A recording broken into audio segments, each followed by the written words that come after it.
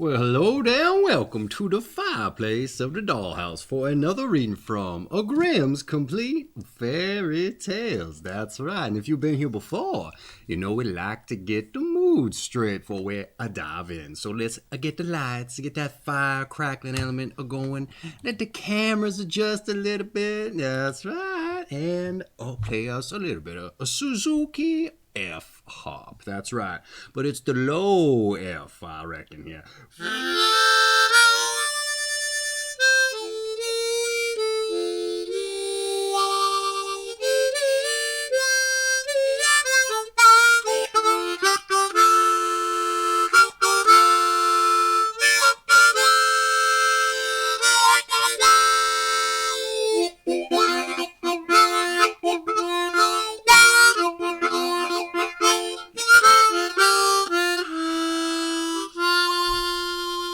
Alright, little Suzuki, a low F before we dive in with the fairy tales there.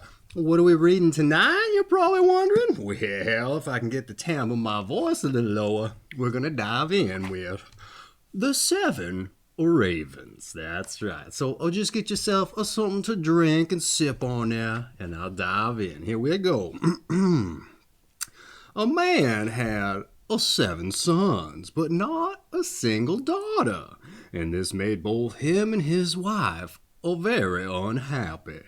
At last a daughter was born to their great joy, but the child was very small and slight, and was so weak that they feared it would die. And so the father sent his sons to the spring to fetch water that he might baptize her. And each of the boys ran in great haste to be the first to draw the water for their little sister's baptism. But in the struggle to be the first, they let the pitcher fall into the well. And then they stood still and knew not what to do. Not one of them dared to venture home without the water. And at this time, as time went on, and they did not return, well, the father became very impatient, and said, I suppose in the midst of their play they have forgotten what I sent them for. The careless children. He was in such an agony lest the child should die unless baptized, that he exclaimed thoughtlessly, I wish the youngsters were all turned into ravens. The words were scarcely uttered when there was heard a rushing of wings in the air over his head, and presently 7 coal-black ravens flew over the house. The father could not recall the dreadful words, and both parents grieved terribly over the loss of their 7 sons. Their only consolation now was the little daughter, who every day grew stronger and more beautiful. And for a long time the maiden was not told that she had 7 brothers. Her parents were most careful to avoid all mention of them. But one day she overheard some persons talking, and they said that no doubt the young girl was very beautiful, but that there must have been some strange cause of misfortune which had happened to her 7 brothers. Oh, how surprised and sad she felt when she heard this! She went at once to her father and mother and asked them if she really had any brothers, and what had become of them. And then her parents dared not any longer keep the secret from her. They told her, however, that it was the decree of heaven, and that her birth was the innocent cause of it all. As soon as she was alone, she made a firm determination that she would try to break the enchantment in which her brothers were held.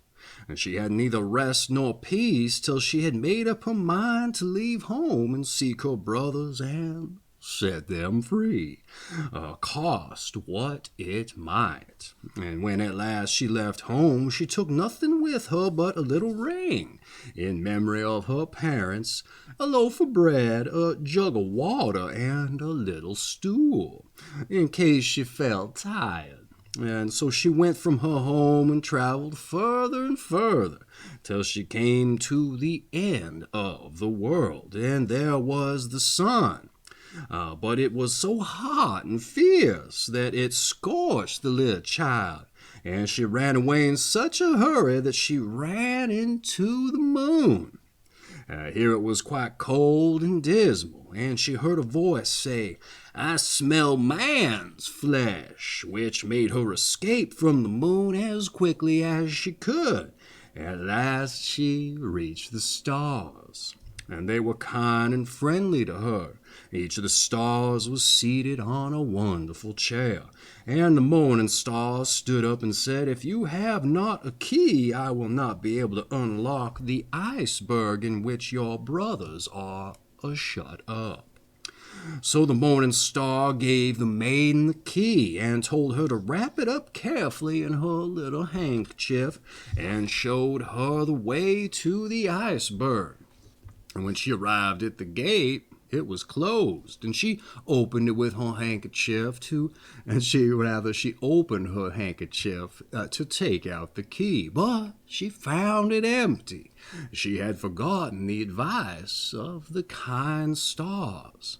Well, what was she to do now? She wished to rescue her brothers and had no key to the iceberg. At last the good little sister thought she would put her finger into the lock instead of the key. After twisting and turning it about, which hurt her very much, she happily succeeded in opening it and immediately entered. Presently a little dwarf came forward to meet her and said, "My child, what are you seeking?"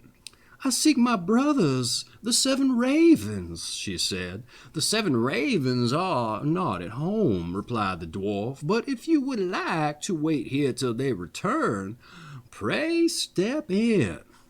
Then the little dwarf took the maiden to the room where supper was prepared for the 7 ravens. 7 little plates on 7 little plates, by which stood 7 little cups of water. So the sister ate a few crumbs from each plate and drank a little draught from each cup, and into the last cup she let fall the ring that she had brought from home. Before she could get it out again, she heard the rushing of wings in the air, and the little dwarf said, "Here come 7 Mr. Ravens flying home." And then she hid herself behind the door to see and hear what they would do. They came in and were about to eat their supper, but as they caught sight of their little cups and plates, they said one to another, "Who's been eating from my little plate? Who's been drinking from my little cup?" "It has been touched by the mouth of a human being," cried one. "And look here, what is this?" He took up his cup and turned it over, and out rolled the little ring, which they knew at once had belonged to their father and mother. Then the eldest said, "Oh, I remember that ring. Oh, if our sister would only come here, we should be free." The maiden, who heard the wish from behind the door, came forth smiling and stood before them. In the same moment, the 7 ravens were freed from the enchantment and became 7 handsome young men. Oh, how joyful they all kissed each other and their little sister, and started off at once in great happiness to their parents and their home. Though it has an exclamation point at the end of home, so they're home, all right? Okay, that has been the 7 ravens. All right, hey, let's read us one more shorty. We got plenty of time here. Here's another one with a number in the title, The 12 Brothers. Here we go. Once upon a time there lived a king and a queen, very peaceful together, and they had 12 children, all boys. Now the king said to the queen one day, "If our 13th child should be a girl and 12 boys shall die, so that their riches may be the greater and the kingdom fall to her alone." Then he caused 12 coffins to be made, and they were filled with shavings, and a little pillow laid in each, and they were brought and put in a locked-up room. And the king gave the key to the queen and told her to say nothing about it to anyone. But the mother sat the whole day sorrowing that her youngest son, who never left her, and to whom she had given the Bible name Benjamin, said to her, "Dear mother, why are you so sad?" "Dearest child," answered she, "I dare not tell you." But he let her have no peace until she went and unlocked the room and showed him the 12 coffins with the shavings and the little pillars. And then she said, "My dear Benjamin, your father has caused these coffins to be made for you and your 11 brothers. And if I bring a little girl into this world, you are all to be put to death together and buried therein." And she wept as she spoke, and her little son comforted her and said, "Weep not, dear mother, we will save ourselves and go far away." And then she answered, "Yes, go with your 11 brothers out into the world, and let one of you always sit on the top of the highest tree that can be found, and keep watch upon the tower of this castle.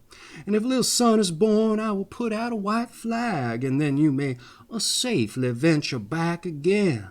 But if it's a little daughter, I will put out a red flag, and thee flee away as fast as you can. And the dear God watch over you. Every night will I rise and pray for you, and in the winter that you may have a fire to warm yourselves by, and in the summer that you may not languish in the heat." After that, when she had given her sons her blessing, they went out into the wood, and one after the other kept watch, sitting on the highest oak tree, looking towards the tower.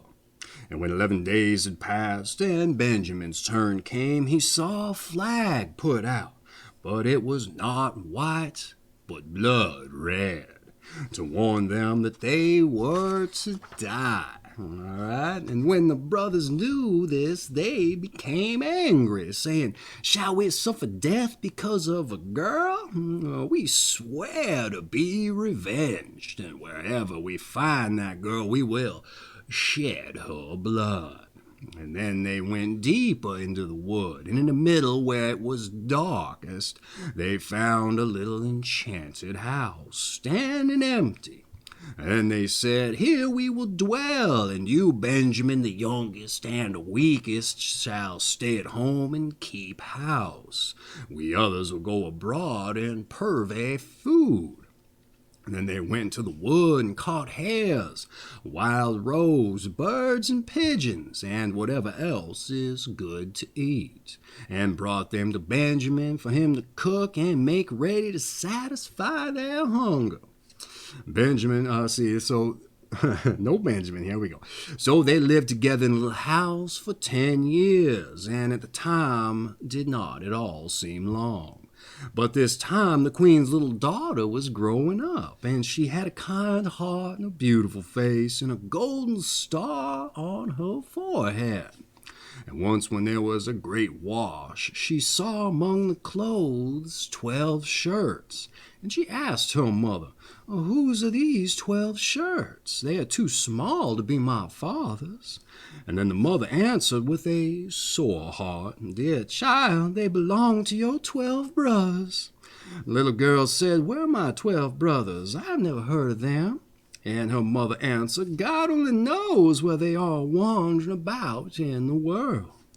And then she led the little girl to a secret room and unlocked it and showed her the 12 coffins with the shavings and the little pillars.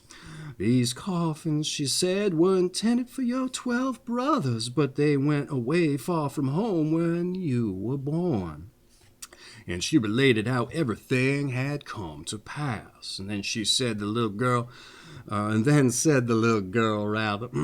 "Dear mother, do not weep. I will go and seek my brothers." So she took the 12 shirts and went far and wide in the great forest. And the day sped on, and in the evening she came to the enchanted house. And she went in and found a youth who asked, "Whence do you come, and what do you want?"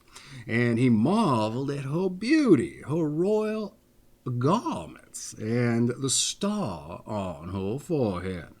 And then she answered, "I am the king's daughter, and I seek my 12 brothers, and I will go everywhere under the blue sky until I find them."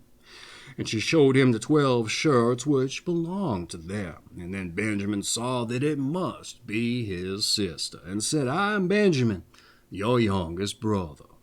And she began weeping for joy, and Benjamin also, and they kissed and cheered each other with great love. But after a while he said, "Dear sister, this is still a hindrance. We have sworn that any maiden that we meet must die. And it was because of a maiden that we had to leave our kingdom." And then she says, "I will willingly die if so I may benefit my 12 brothers." "No," answered he, "you shall not die. Sit down under this tub until the 11 brothers come, and I agree with them about it." And so she did so, and as night came on, they returned from the hunting, and supper was ready. And as they were sitting at the table and eating, they asked, "What news?" And Benjamin said, "Don't you know any?" "No," answered they. And so he said, "Well, I've been out in the wood, and I have stayed at home, and yet I know no more than you." "Well, tell us," they cried. He answered, "Promise me that the first maiden we see shall not be put to death." "Oh, yes, we promise," cried they all. "She shall have mercy. Tell us now." And then he said, "Our sister is here." And he lifted up the tub, and the king's daughter came forth in her royal garments, with her golden star on the forehead, and she seemed so beautiful, delicate, and sweet. And they all rejoiced, and fell on her neck, and kissed her, and loved her with all their hearts. After this she remained with Benjamin in the house and helped him with the work, and the others went forth into the woods to catch wild animals, does, birds, and pigeons for food for all of them, and their sister and Benjamin took care that all was made ready for them. And we go here. She fetched the wood for cooking and the vegetables, and watched the pots on the fire, so that the supper was always ready when the others came in. She kept also great order in the house, and the beds were always beautifully white and clean, and the brothers were contented and lived in unity. One day the two got ready a fine feast, and when they were all assembled, they sat down and ate and drank, and were full of joy. And now there was a little garden belonging to the enchanted house, in which grew 12 lilies, and the maiden, thinking to please her brothers, went out to gather the 12 flowers, meaning to give one to each as they sat at meat. But as she broke off the flowers, in the same moment the brothers were changed into 12 ravens, and flew over the wood far away, and the house with the garden also disappeared. And so the poor maiden stood alone in the wild wood, and as she was looking around her, she saw an old woman standing by her, who said, "My child, what hast thou done? Why couldn't thou leave the 12 flowers a-standing? They were thy 12 brothers, who are now changed into ravens forever." The maiden said, weeping, "Is there no means of setting them free?" "No," said the old woman. "There is in the whole world no way but one, and that is difficult. And thou canst not release them but by being dumb for 7 years.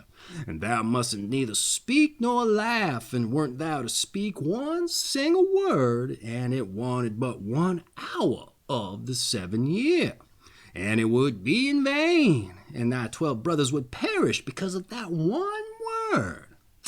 And then the maiden said in her heart, I am quite sure that I can set my brothers free, and went and sought a tall tree, climbed up and sat there spinning, and never spoke or laughed. And now it happened that a king who was a hunting in the wood had with him a large greyhound, and who ran to the tree where the maiden was, sprang up at it and barked loudly.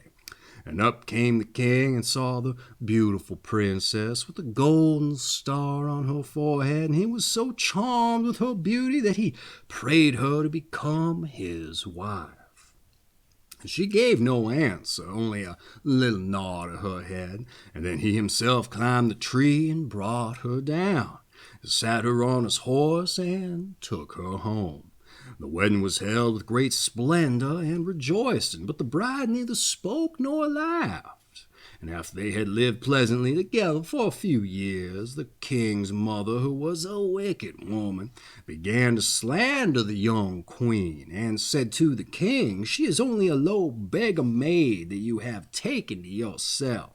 Who knows what mean tricks she is playing at?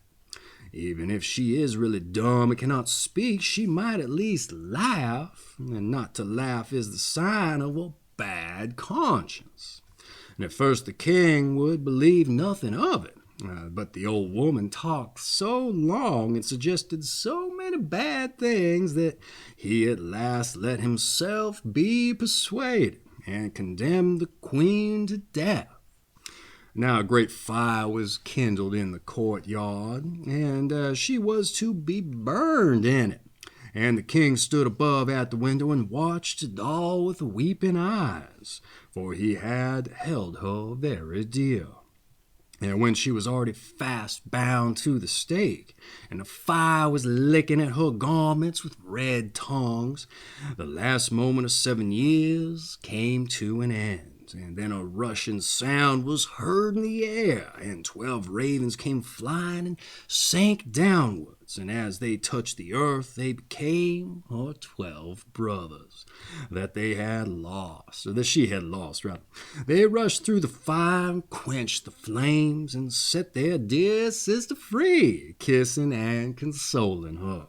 And now that her mouth was opened, and that she might venture to speak, she told the king the reasons for her dumbness, and why she had never laughed.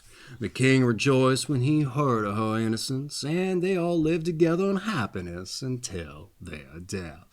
But the wicked mother-in-law was very unhappy and died miserably.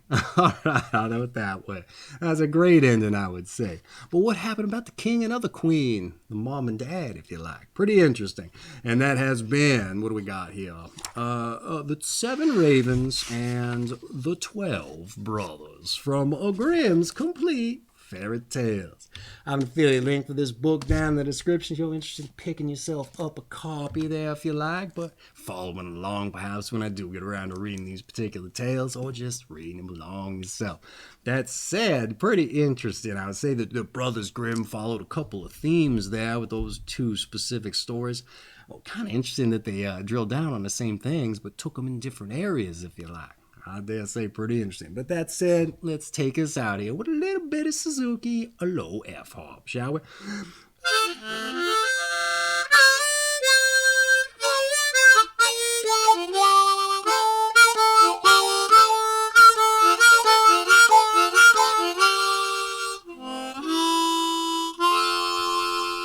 Alrighty, I'm glad to see you back again if you're here returning, or if you've been here for the first time. Hey, I hope you enjoyed yourself. That said, as I often like to say as I take us out, kisses to your missus, a tip of my hat to your old cat, and I hope to see you again now, alright? You better come back, you understand? I hope you do. Alright now, have yourself a good evening, good morning, or afternoon. Take care now.